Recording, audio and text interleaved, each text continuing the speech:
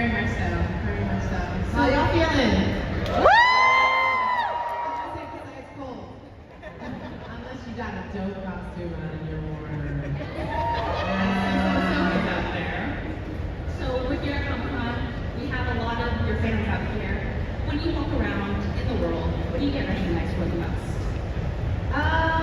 It kind of depends on where I am, but I definitely here I would have to say probably Ahsoka, Becky, Abernathy, Gail.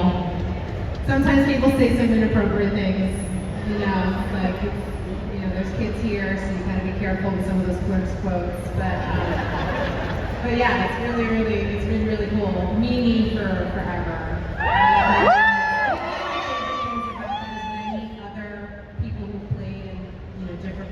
Of it, because the community of Rent is really special. Redheads, right? Here, I see all these associates out there. I see a lot of Star Wars cosplay. Amazing, by the way. Not easy. Not easy. I mean, you would know. Your road to Star Wars, your road to Ahsoka started from a piece of fan art. When you first saw that piece of fan art, what did you feel? I felt powerful. It was such an incredible image and so strong, and it was so beautiful to see her at that stage of her life. That's what I think got me so excited, was the possibility of that story continuing. And I think that's what got me so moved when we first got dressed in what her new costume was going to be that Shauna had created, because it wasn't cosplay. It was a new adventure. And that just was really exciting, because hashtag Ahsoka lives. Hey! The new costume. What did it feel like then? Like I might lose the job because I was doing like jumping jacks, and I could see there was a moment where like John and Dave were looking at me like, did we make the wrong choice? Was she too excited? Like, you know what I mean? So I'm gonna try to keep it in, but I think it wasn't until I really also put the contacts in that it felt like I was definitely her, which felt really cool because you could see the difference. People like looking at me and being really excited, and they were kind of more taking in the costume and the whole look, and when the eyes were in, they were all like, it just gives it gravitas. It's really incredible. What was your favorite part of the entire Star Wars experience for you? Being in it. I remember I met our Princess Leia, our Carrie Fisher, at a con in Chicago, and seeing how the fans were with her. And I've done some readings and things with Mark Hamill, and I get excited obviously when he does the Joker giggle and everything, but for real, it's just to be able to use the Force and be in this space where I can say may the Force be with you legitimately, officially. Like I remember watching the Mandalorian episode with my mom, and I say it at the end, and my mom literally just like did a slow head turn from the screen to my face, and just like tears in her eyes, like. She was a teenage mom. She did that. She made it happen. I was now officially, telling her that the Force was strong with her. And I literally just took a picture of my grandson next to R2D2 and a C3PO with this whole sticker thing that was on this whole mural wall that said the Force is strong with this one. And I was like, it's coming full circle. That is so beautiful. So you just mentioned voice acting, right? So when you're preparing for a voice role, how do you prepare? And is it wildly different from preparing for live action? Yeah, I don't have to put any makeup on. I don't have to get up as early. That's awesome. And I guess I'm just play video games and things like that to really get into it. No, I really love it because you get to kind of keep playing with it and experimenting with it and coming back to it. Like working on Lego Batman, we've shot. That was done over a couple of years. So it keeps getting tweaked and you get to see the animation kind of develop, which was really cool. I just did a voice on The Terminator, which is awesome. You should totally check out if you haven't yet. And that felt so special to be a part of a franchise that I remember watching with my parents over, dinner and kind of contemplating logistically would it really make sense to really go back in time and how you would do it differently and all of these different things and now to be a part of it in these different ways. I have been a part of these different Marvel shows, live action, but to do the voice of Wonder Woman, to do the voice of Lego Batgirl, to do the voice of, I did a podcast, I did the voice of Catwoman. I get to do these really iconic characters characters in the DC space, with my voice. And being that Tim Curry is my favorite actor forever for all time. And his career and people like him and, our wonderful James Earl Jones who just passed.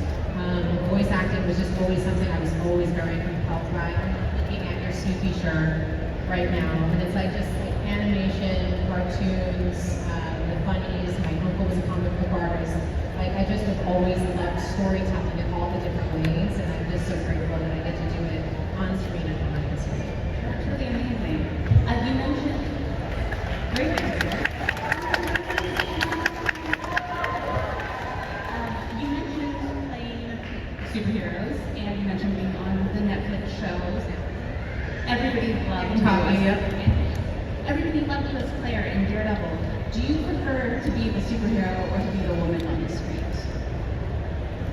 It sounds a little like off. I didn't mean it that way. There's nothing wrong with that. I think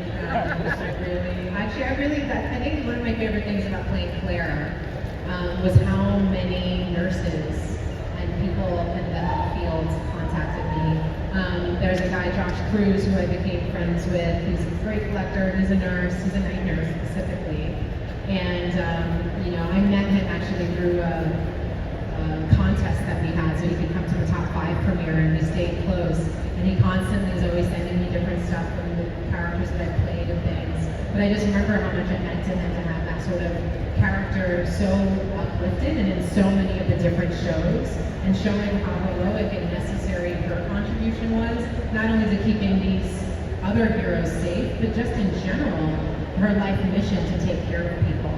And I think that's what I loved so much about the street level characters and all of those shows.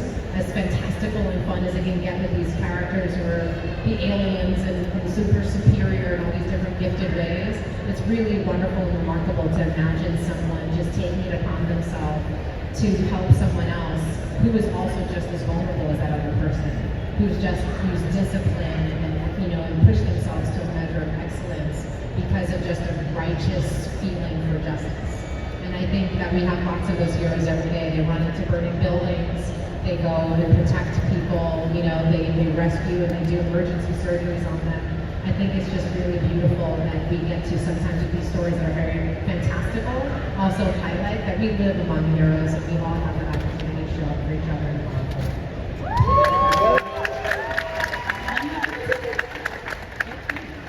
One more question before we turn it over to fan questions, so start to hear your questions. Josie and the Pussycats has had what's it been like having a generation rediscover that film? I mean, du jour means family, right? So I just love, I have songs from that movie going through my head all the time. I was saying I had got this flat tire that I was changing by myself. Everybody tried to help me. I was like, no, I got this. And I was like, spin around. And as I was taking off the love nuts, it's just, I get really, I think it was such a special time doing that film because it was still when we had privacy. We did not have a lot of cell phones or any of that stuff. We were on location filming in Vancouver. And we just had such an amazing time, and it's with so many incredible people that I'm still very close with. And I love that people really getting it because I think it was ahead of its time, and it's still, when you watch it, it's a really good film. The music is really awesome, and I think they did, Devin Harry did such a brilliant job, making that film be something that can be really timeless. And that's great because those characters is why we keep revisiting them, is because there is a timelessness to them. And I'm glad that the movie still holds, because there are some films from that genre, that era, that don't stand up to such scrutiny. And I just watched it again recently, and I'm like, this movie slaps. It's really good, and it has a lot of really good messages in it. And I think it's really beautiful. So I'm really glad. I'm not surprised it's connecting with people, because I think it had some really important things to say about our capitalism and propaganda and messaging. And in an era right now with AI proliferating and misinformation and disinformation and deep fakes and all that kind of stuff, there's still a really vital message to that film that I'm glad resonates with people, that they're still getting.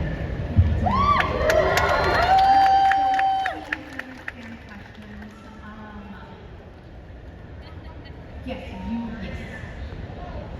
Hi.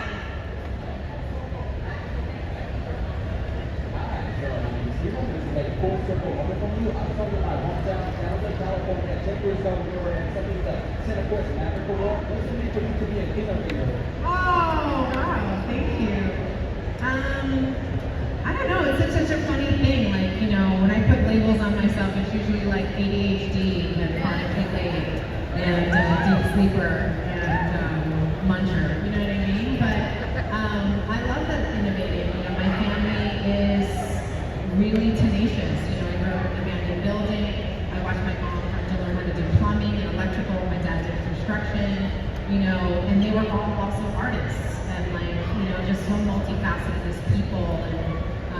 And I love that people, I love the creativity of human beings and innovating is just that thing. I just think that we have so much inspiration in us if we allow ourselves. And I think when I get sad is that I feel like we don't have as much time to do that. We're always so stimulated with cell phones and media against all the time. We don't have that quiet time. I used to remember how much I loved, you know, in my summers and how bored you could feel, but like how much that triggered and inspired us to create and, you know, do things. And so I'm glad that I still have that innately in me, but I know that's where I came from. And I hope to, in whatever things I innovate or do, that inspires other people to figure out what's their secret sauce, what's their magic is in the brain. Thank you so much for your question. So back here. Thank you so much for all the passion and care you put into your projects. I'm going to ask you the same question I asked the Sophie family from last Comic-Con. Whether it's the animated Rebels or Clone Wars or live action, what scene or event captures the essence of a Sophie your character? Good question. That's big, yeah.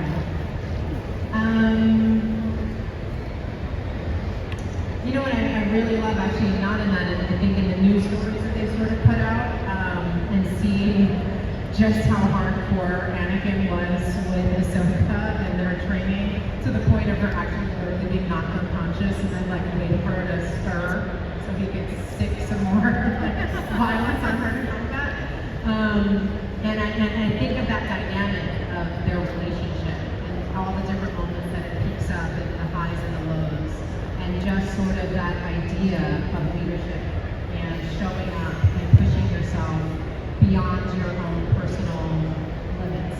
Because what you see in like the flashbacks of now seeing her as a little baby and seeing her with her parents and how force sensitive she was since she was a child, it's like I think we can get really a little lazy when we have innate talent towards something.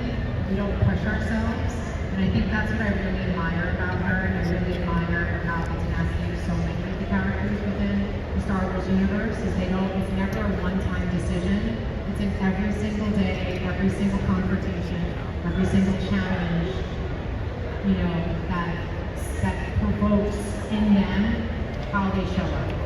And so it's a daily, moment-to-moment choice. And so that's what I think. It shows up everywhere in it, but I particularly love it in her relationship with him and how they never just are satisfied with how good they were before. It's always pushing themselves to a level of excellence. And you just never know.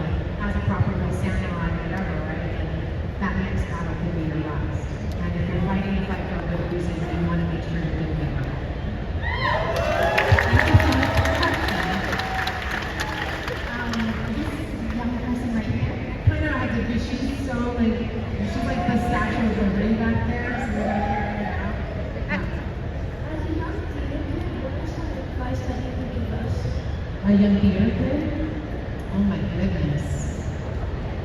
Protect your voice. That's really key. But I just take it all in. Like I would watch as much stuff as possible. You know, when people want to write, the most important thing for them to do is read. You know, and I think growing and seeing as many shows as possible, and not just being satisfied with seeing it the one time, but watching it at the lunch, the midday one, matinee, watching the matinee one, watching the night one, like watching it multiple times, seeing how it shifts, how it changes. You never get super married to one way of doing the performance, but that it shifts and changes, even with the weather and the energy and the crowd. and like you find moments of humor, and I just think it's really fun. I think putting yourself out there as much as possible, getting past that point where like you mess up, you miss a cue, you miss a line, you miss whatever, and you see how it doesn't break you. It actually makes the rest of the performance actually quite exhilarating, and you're like, I fell on my face, and only the people on this side of the stage noticed, and so I'm gonna keep going, and it's fun. So I think that would be the thing I would say, just keep absorbing and taking it in, and practicing and watching and celebrating it, because it's one of the funnest and most great communities to be part of. I love it. So congratulations, it's awesome. I get to see you someday. I'm just kidding. Are we able to let us know from the back? Yeah, go for it.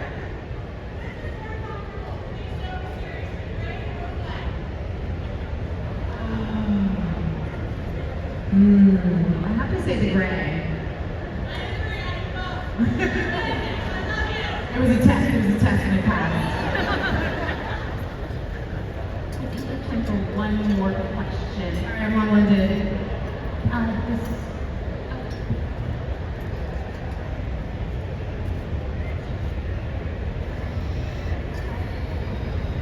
Okay, throw out questions since you're Puerto Rican, yes! So growing up, we didn't have a lot of like us on screen, but seeing you, sorry, seeing you as seeing you is so good, so bad. What was different for you growing up? Did you have anybody that you like really looked up to? That like that looks like me? I want to, you know. I mean, I love me some Rita Rita, because I think, she was in a movie where there was a lot of Latin characters who were played by Latin people, and I think there's a really cool series that John Rosario just put together, really talking about the contributions of Latinos in our history and our culture, and I get really like moved by that, I'm a big Trekkie, and we would not have Star Trek if it wasn't for Desi Lee Productions, because the first pilot was rejected, and they brought it, and Lucille Ball said, yeah, let's reshoot it again in our studios. And I remember I was sitting in my godson's class, because I'm that annoying person, and I sat in on 4 of his classes, audited his classes in college, and was like answering questions and like asking questions. And I will never forget, he was in this media class, and they were just going through history of television and media, and like it was a whole chunk of history was like one slide in black and white, and the professor was like 10 years younger than me, I get it, and they kind of like moved on. I was like, can we please go back? So Desi Productions is the reason why we have reruns, because Lucille Ball got pregnant and they needed to rerun like old episodes, and they thought that was a crazy idea, because who would want to watch an episode that had already aired? And like the first time they used 3 cameras to film something, it was just such a, there's such incredible contributions that, have been there for so many years. And it's been all kinds of folks, so for me, like specifically in the music space, someone like La Lupe was just absolutely another human woman as well, was like so pivotal to me, and seeing her being interviewed and out there and so vivacious in this energy that you could see they didn't know what to do with. They never had anyone like that on camera. If you do not know La Lupe, please look up Fever and listen to her music. She was a character, and she could kick it off her shoes, her jewelry, she could get it undressed. Do you understand how insane that was back then? It was too much, And unfortunately, because there wasn't so much room for us in those spaces, people like her and Nina Simone, they died without very much. They contributed so much to the culture, but they weren't taken care of in their older age. And so I just definitely say, I want to just, as we're ending this, I want to say thank you, because it's fans like you that are supporting. It's wonderful to get it for someone like me, and who's been in this industry for 30 years, and to feel like I can still, it's awesome to see some of the bigger characters, but sometimes y'all come with these like little things that I did that I don't think anyone remembers anymore. It just is so meaningful. And I can tell for so many folks who've been doing this for so long and maybe not working as much, but seeing your excitement to see them for the work that they did contribute means so much to them, and really taking care of the entire artistry that I wonder with the advent of AI that's happening is going to be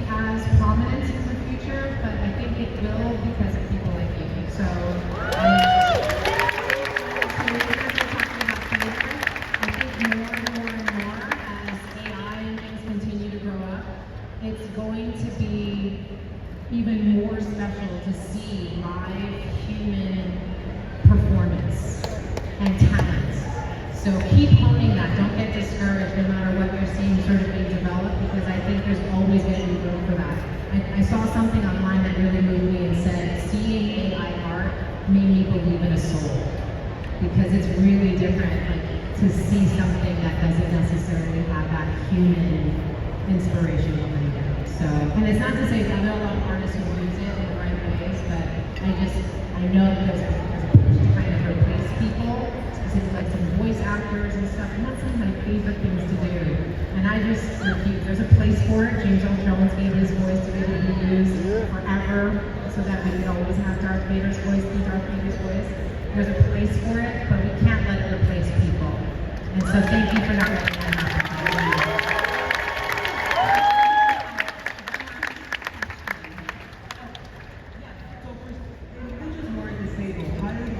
Get involved with Hollywood? What motivates you yourself to continue helping and advocating for these things? Wow, you know, I grew up in the Lower East Side of Manhattan, and I actually lived, like the building nearby me had a whole deaf community in it, so I've actually served to learn some sign. But I've just always been, I don't know why, but very curious as to how we are not more inviting and inclusive as people. I just saw Frida Kahlo's house yesterday. I was in Mexico City just yesterday. And to see her art and her home and where she designed and created is so moving. It literally brought me to tears multiple times. But she was bedridden most of her life. She was working out of a wheelchair. And when I think about how many spaces that I traveled to while I was in Mexico City that she couldn't have access to because it wasn't designed for her, she's literally one of the greatest icons of creation and like artistry ever. And the world was still so not made for her. And I just think that's so wrong. And I'm grateful for her visibility because it continues to shine a light on just how necessary it is to see the humanity of all kinds of people, especially including our disabled community. So, I know a lot of people who are very differently able, who became differently able as their life because of illness or accident or whatever. And I recognize that all of us, as blessed as we are in whatever ways that we came into this world, always have the capacity to be and inhabit a different experience at any moment. And we should not look at anyone else who's in that experience as lesser than or other, because we're all in the shared community together, and I think it's important that we constantly bring attention to that.